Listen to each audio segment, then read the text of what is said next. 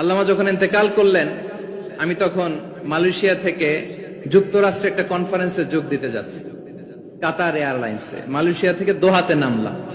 দোহায় যখন আমার ট্রানজিট, তখন শুনতে পেলাম যে আল্লামা বিদায় নিয়েছেন।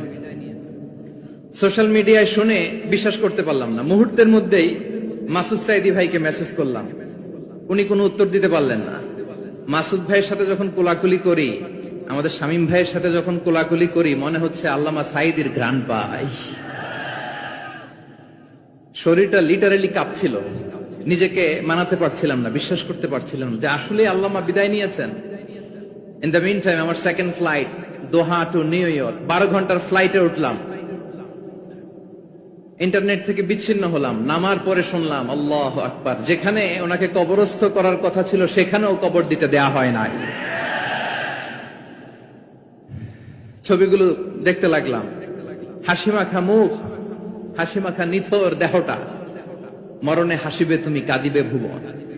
From east to west, from north to south, the entire globe, গোটা বিশ্ব ওনার জন্য কেঁদেছে। গোটা বিশ্ব কেঁদেছে, কাবার গিলাফ ধরে ধরে মানুষ চিৎকার করেছে। সম্মানিত সুধী,